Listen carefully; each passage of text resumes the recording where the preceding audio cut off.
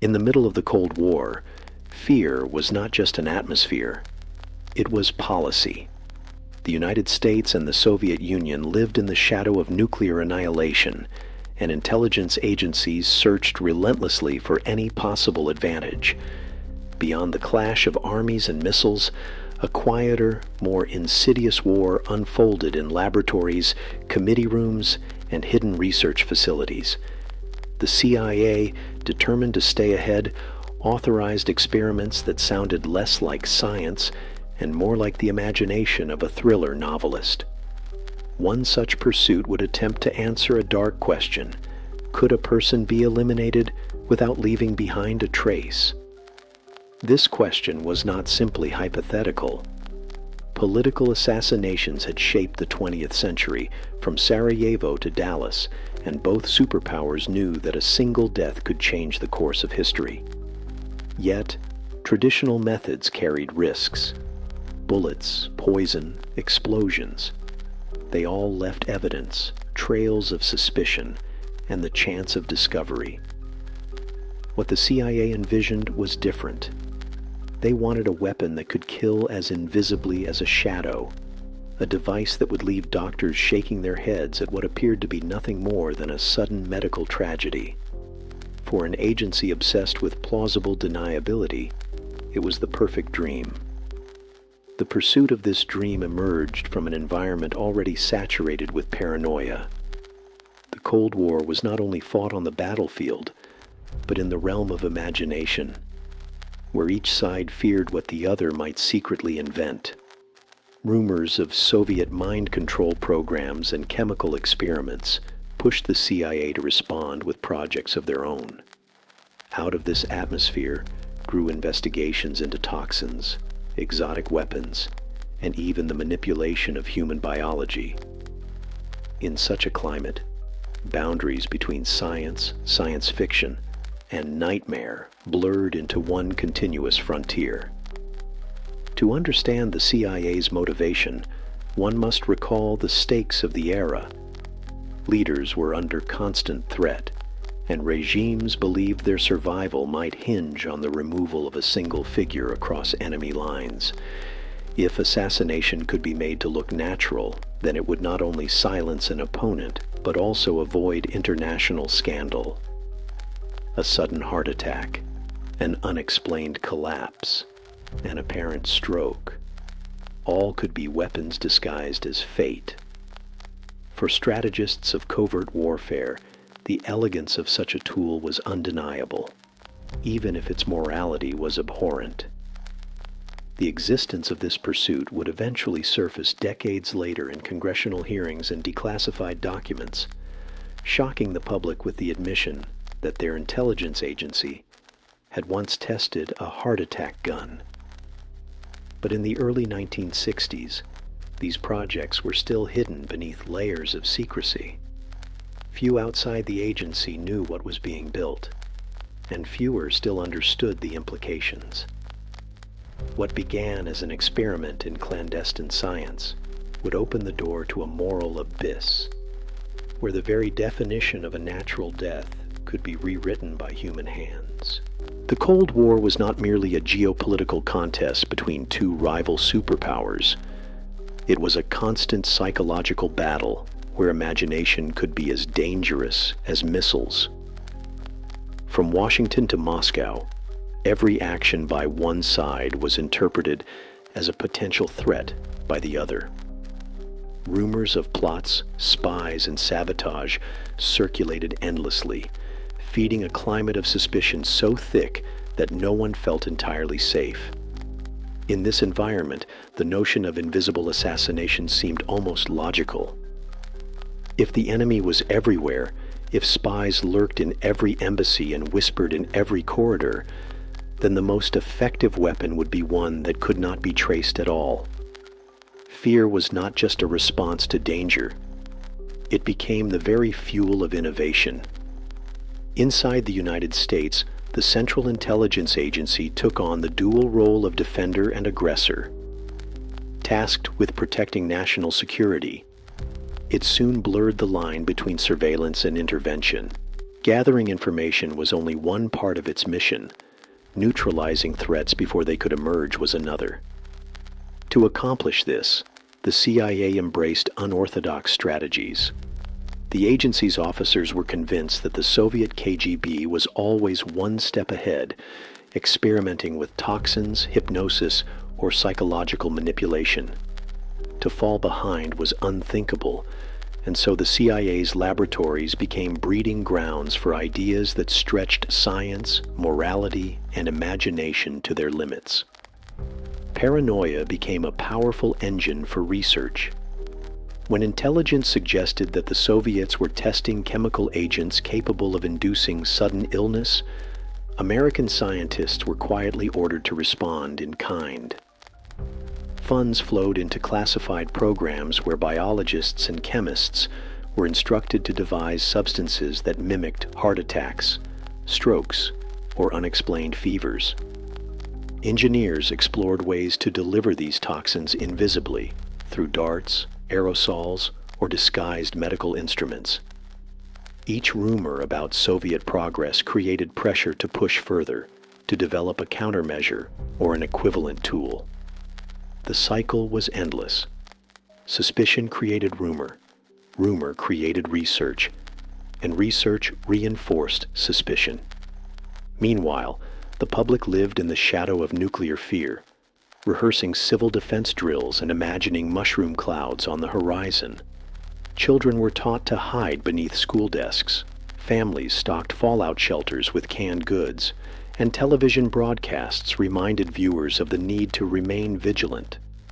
Yet these highly visible precautions were only one layer of the Cold War. Behind closed doors, a quieter and perhaps even more chilling preparation was underway. While citizens practiced survival in the event of nuclear war, intelligence officers contemplated the creation of weapons that could erase an individual with the subtlety of a heart, stopping in silence. This obsession with subtlety reflected the era's darker logic. If victory could be achieved without armies clashing, if enemies could be removed without a single shot fired, then power would belong not to those with the largest bombs, but to those with the most cunning methods. To many inside the CIA, assassination disguised as natural death was not a crime, but a necessary adaptation to an unforgiving world. It was, in their eyes, a tool that preserved balance, a weapon of last resort that could prevent larger wars. Whether this justification was genuine or simply a rationalization, it reveals the extraordinary moral compromises born of the Cold War. In the pursuit of survival, even the most civilized societies found themselves staring into the abyss of invisible murder. Among the many secrets hidden in the vaults of the CIA, one project stands out as the embodiment of Cold War paranoia. Known later as the heart attack gun, it represented the perfect blend of science, secrecy, and moral compromise. Conceived in an era when invisible power was more valuable than visible force, the device was designed with chilling precision. It fired a tiny dart, no larger than a pin, coated with poison and frozen so that it dissolved upon impact. The dart pierced the skin, melted away, and left only a microscopic wound. To the human eye, and even to many medical examiners, the victim would appear to have died naturally of cardiac arrest. This was not just a weapon, it was a calculated illusion, a trick of death made to look like destiny. For years, whispers of such a device circulated in intelligence circles, dismissed by many as rumor or exaggeration. But in 1975, during the Church Committee hearings in the United States Senate, truth replaced speculation. A CIA official presented the weapon before astonished lawmakers, holding up what looked like a modified pistol. Cameras captured the moment, and photographs soon spread through the press. The revelation that America's intelligence service had not only imagined such a weapon but had tested it in secrecy shocked the nation. It became one of the clearest examples of how far the agency was willing to go in pursuit of undetectable methods of assassination.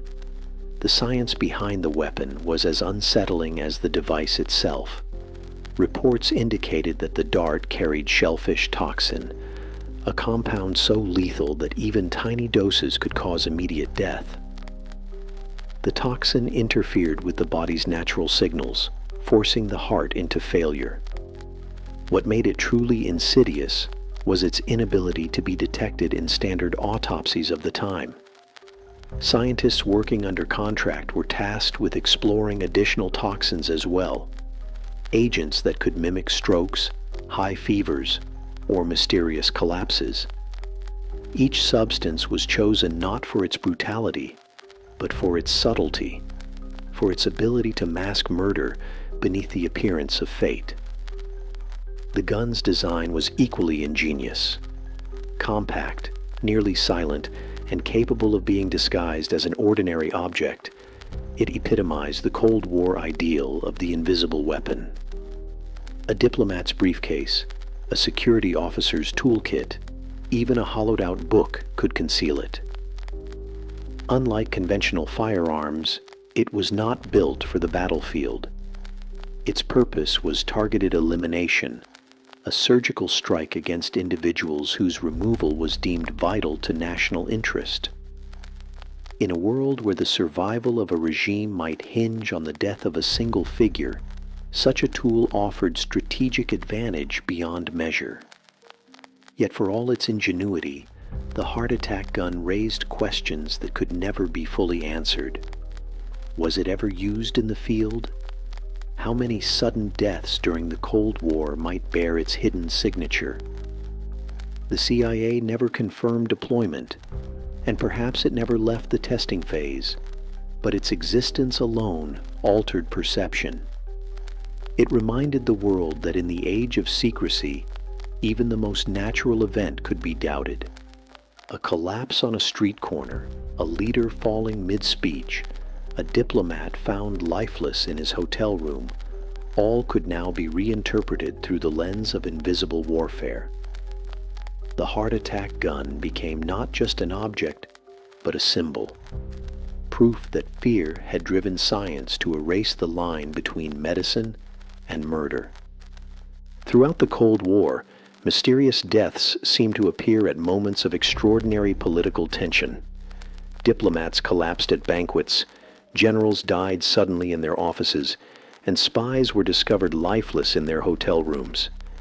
In nearly every instance, official reports cited heart attacks, strokes, or other natural causes. Yet behind closed doors, whispers suggested another possibility, that invisible weapons had been used to eliminate inconvenient figures. The pattern was never clear enough to prove, but the timing was often suspicious enough to raise doubts. Each unexplained death became fuel for speculation, a reminder that in the shadow war between the CIA and the KGB, even nature itself could be suspected of treachery. One set of cases often cited involved political officials in Eastern Europe. Some of them died suddenly just as their positions threatened Soviet interests, while others collapsed on the eve of negotiations with Western leaders. To the public, these deaths appeared tragic but ordinary.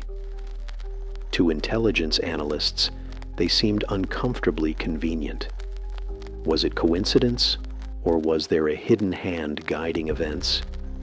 No files have ever confirmed the use of the so-called heart attack gun in these cases, yet the very existence of such a device made it impossible to dismiss the possibility. When secrecy becomes policy, silence itself can look like evidence.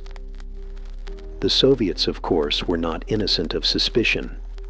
The KGB was rumored to possess its own arsenal of exotic methods. The most infamous example was the umbrella gun used in the assassination of Bulgarian dissident Georgy Markov in London in 1978.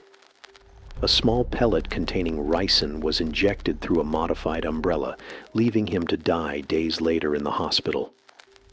Cases like this gave credibility to fears that both East and West were exploring similar paths. If the Soviets could eliminate enemies abroad with disguised weapons, then surely the Americans were doing the same. In this mirror of paranoia, every unexplained death became part of a narrative that neither side wished to confirm. Journalists occasionally pursued these stories, weaving together fragments of evidence into sensational reports. Some articles were dismissed as conspiracy theories, others as courageous investigations into the hidden world of espionage. Readers were fascinated, torn between skepticism and belief. The absence of definitive proof made the stories more alluring. The possibility that any leader, anywhere, might fall victim to an invisible weapon gave ordinary people a sense of dread, but also a morbid curiosity. History itself seemed to take on a conspiratorial quality, as if every tragedy might conceal a secret chapter never written in official accounts. Looking back today, it is almost impossible to separate truth from rumor. The historical record offers only fragments, scattered hints in declassified documents, and second-hand accounts from defectors. Yet the power of these stories lies not in their verification, but in their persistence. The heart attack gun, whether deployed or not, cast a long shadow over every unexplained death during the Cold War. It blurred the line between accident and assassination, between tragedy and strategy. In that uncertainty lay its greatest strength. Even without firing a shot in anger, the mere knowledge that it existed ensured that no sudden death could ever be entirely trusted again. When the heart attack gun was finally revealed to the world, it was not on a battlefield or in the hands of an assassin, but in the quiet formality of a Senate hearing room. In 1975, during the Church Committee investigation into abuses by the intelligence community, a CIA representative calmly displayed the weapon before stunned lawmakers. To many Americans, this was the first time they realized their government had ventured so far into the shadows. The moment was unforgettable. The image of a small, unassuming pistol-like device capable of causing death without leaving a trace. For a public that still believed in the clear lines of good and evil, the revelation was deeply unsettling. It shattered illusions about the limits of intelligence work and raised questions that could never be fully answered. For historians, the episode remains a turning point in the story of Cold War secrecy. The heart attack gun became evidence that fear had eroded ethical boundaries. It was no longer about defending freedom or protecting democracy. It was about outpacing an enemy at any cost. The device itself may have been primitive compared to today's technology, but its symbolism was profound. It captured the essence of an era where survival justified every experiment, and where the boundary between science and morality was redrawn in silence.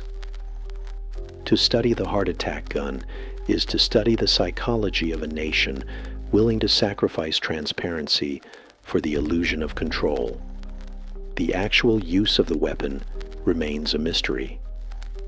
Some argue it was never deployed, pointing to the absence of confirmed cases. Others believe it may have been tested quietly, its victims written off as natural deaths buried in archives. The truth may never be known, and perhaps that is the point. The heart attack gun was not only a device, but also a tool of doubt. Its very existence ensured that historians, politicians, and ordinary citizens would forever question the authenticity of sudden deaths during the Cold War. Whether it killed no one or many, its legacy is measured not in bodies, but in suspicion. Even today, In an age dominated by digital surveillance and covert cyber warfare, the lessons of the heart attack gun remain relevant. Technology continues to evolve faster than laws, and secrecy still tempts nations to cross moral boundaries. Invisible tools, whether toxins, algorithms, or disinformation campaigns, carry the same danger. They conceal responsibility while inflicting damage. The story of the CIA's secret project serves as a reminder that the pursuit of undetectable power is not a relic of the past, but an ongoing dilemma. The Cold War may have ended, but the logic of invisible control persists. In the end, the heart attack gun is remembered less for what it did than for what it represented. It symbolizes the darkest temptation of intelligence work, the desire to wield power without accountability. It reminds us that the most frightening weapons are not the ones that leave craters or shattered buildings, but the ones that leave nothing at all. Silence, after all, is harder to trace than smoke. For the generation that lived through the Cold War, the revelation of the gun forced a reckoning with the costs of secrecy. For us today, it remains a warning. When fear becomes policy, even death itself can be made to lie.